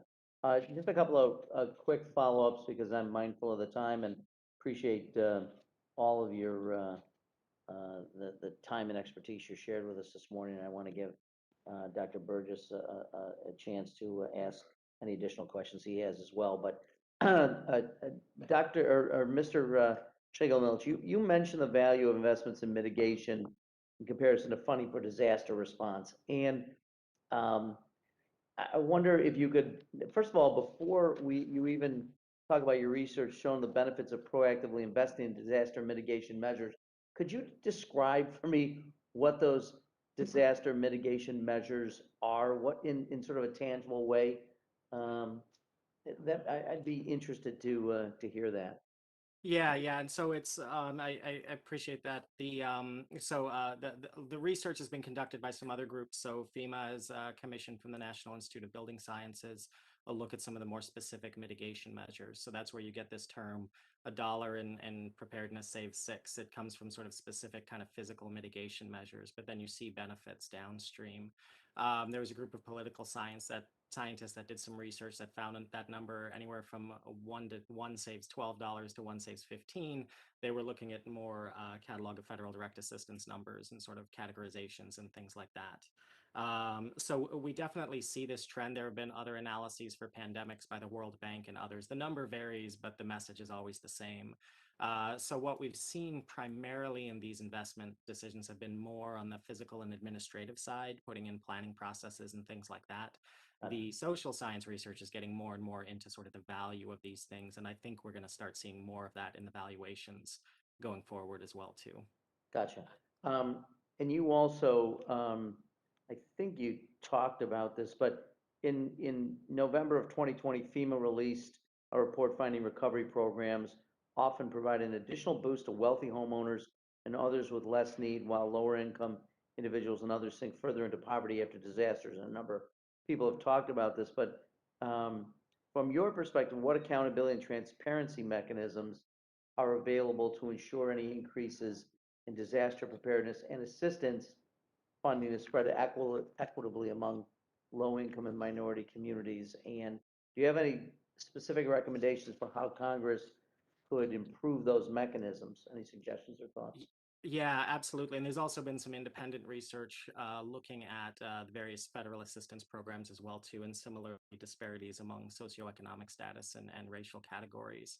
And so in terms of that, I think first and foremost is data transparency and reporting, to have demographic graphic breakdowns, to know where the money's going, who's getting what these are. It sounds like a simple thing, but often it is not immediately available. The other would be, we saw with some of the COVID funds a nod to using the Social Vulnerability Index from the CDC, and there are plenty of tools out there to help kind of identify and steer resources towards areas that are in higher need and higher states of vulnerability and higher states of social vulnerability. We see this built in with FEMA's National Risk Index, and so we're increasingly seeing this. But there isn't much accountability. So there's a lot of lamenting of various officials on the inequity, but not necessarily a mechanism for accountability. And then the final piece, actually, a colleague had brought the idea to me, is to have a scoring mechanism, much like the Congressional Budget Office will score financially different bills, is to have an equity score and to bring together a panel of experts who can actually look at the equity implications as well as broader resilience implications of various bills, various traps, and actually provide more specific guidance on a case-by-case basis. Thank you, that's very helpful. Dr. Gale, do you have any thoughts on that, how that impacts either your agency or Chicago writ large, and any thoughts about that, or nationally, but I'm just curious about your experience. Yeah, well, I would just in some ways echo some of the previous comments, because what we saw in the beginning of this pandemic is that we didn't have data to even know who was being impacted by demographic groups, and particularly race, ethnicity. Chicago was one of the first cities to actually look at COVID cases by race and ethnicity, and it was a critically important piece to then putting in place systems to address the disparities accordingly. And I too have talked to and been in discussions with people about coming up with some of those scores. If equity really is, if we're going to be accountable for thinking about equity, are there ways that we can build those into, just like we do environmental scores that are built into new development projects? Could we do the same sort of thing of building something that got kind of built on the social vulnerabilities index or other things to allow us to be able to have that accountability in there? But I think first and foremost is we've got to collect the data. Yeah, and actually, Ms. Tedesco, from your perspective, have you been tracking that data on who you serve? Could you report back or have demographic information on who you served over the last 2 years? It would be difficult. We have number of households served, and we have some demographic information, and then obviously we have other data that we're pulling from census data. But because of how food banks operate, we rely on a network of providers. Many of those, these are small grassroots community-based organizations who are required to track the number of households they're serving, required in some cases to get attestations of need from those families, but not always required to do demographic information. So we know partially just by looking at our geographic region and understanding the demographics there and looking at need and service levels in those areas, but don't have hard data associated with it. Gotcha. No, that's certainly understandable. Last, I think this is. Could I add just one thing to that? Earlier we talked about building community-based organizations' capacity. And I do think that by building capacity at the local and community level, that is helping to build an accountability mechanism as well. And I think that the more we have strength from our civil society sector, it does build in an accountability, because I think when people are able and capable of looking at how dollars flow, able and capable of applying for those dollars, and also, being able to ask for what is rightfully their communities because of where their needs are. I think we do build in accountability. I mean, that's what democracy, after all, is all about. No, I very much appreciate that. I did want to get into the issue of long-term funding, stable funding that didn't rely on emergency appropriations. I wonder, Dr. Cadlick, if you could just comment on the advisability of that. There's been a lot of conversation about it, but from the point of view, again, of having worked in an administration, how important is that, and how should Congress be thinking about that in terms of long-term funding the appropriations process rather than supplemental or emergency appropriations? Well, first of all, I just want to acknowledge that the funding that you provided, Congress provided during the course of the pandemic during my tenure, was very generous. However, there's this issue of an ounce of preparedness is worth a pound of response dollars, and that the fact of being able to be a good steward of the taxpayer dollars in a response. And I'll just give you one example, and it had to do with ventilators, for example, and the fact that we bought 243,000 ventilators that, quite frankly, we didn't need. In fact, we bought types of ventilators that, quite frankly, were problematic, because as we learned very early in the pandemic, I mean, this is how you have to learn and get back to the data issue and how vital it is to have quality data. We didn't have quality data early, and yet, based on a little bit of serendipity and focus, we were able to recognize that certain techniques to manage people with the severe cases of COVID, that in some parts of the country were resulting in people being on mechanical ventilation, and was the thing that scared everybody to buy 243,000 ventilators at $3.5 billion, was recognized that was actually resulting in higher mortality, upwards over 80, close to 90% mortality. Whereas in other parts of the country, and this is a great story, and a lot of credit goes to the state health officer in Louisiana and a pulmonologist that he worked with to create a state system where they use proning and high flow nasal cannula, which is a non-interventional way of managing somebody's ventilation. So you don't need all the specialized drugs and paralytics and paralyzed people and a lot of intensive care nursing staffing. And so by just that virtue thing alone, based on recognizing that, we were able to do a couple of critical things to first of all, not need the ventilators.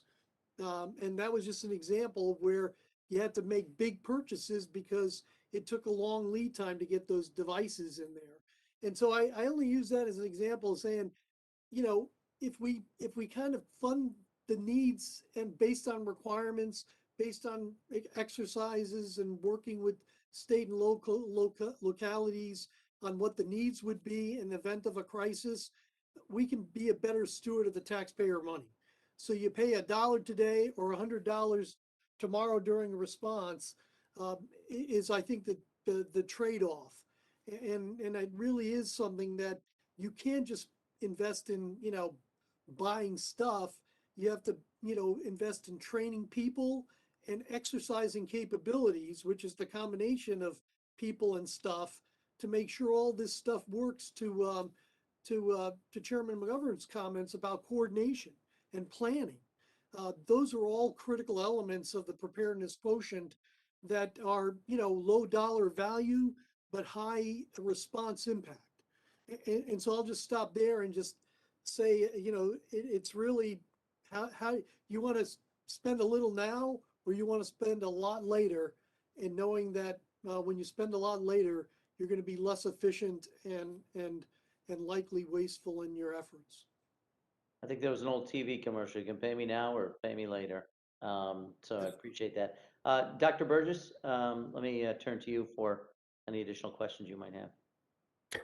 Thank you, Chairman Morelli. I'm going to submit some additional questions for the record, but I have two unanimous consent requests. One from Research America, a letter that they've submitted to ask that be made part of the record. And then earlier in my testimony, I referenced a letter that I wrote to Chairman Pallone, and I would ask that be made part of today's record for this hearing, and I'll yield back. Without objection. Let me just thank everyone. I do note that a lot of the conversation has been about planning and coordination, resiliency, communication, trusted communication, and funding. And I'm thoughtful. Back many years ago when I was in the state legislature, I was chairman of the insurance committee, and I remember, people don't want to pay insurance premiums. Let's face it, it's the last thing any of us really wants to do. But in a moment of crisis, having prepared and thought about it in advance really takes that moment of crisis and makes it hopefully more manageable. And I think in some ways that's what we need to do is provide those insurance premiums so that in a moment of crisis,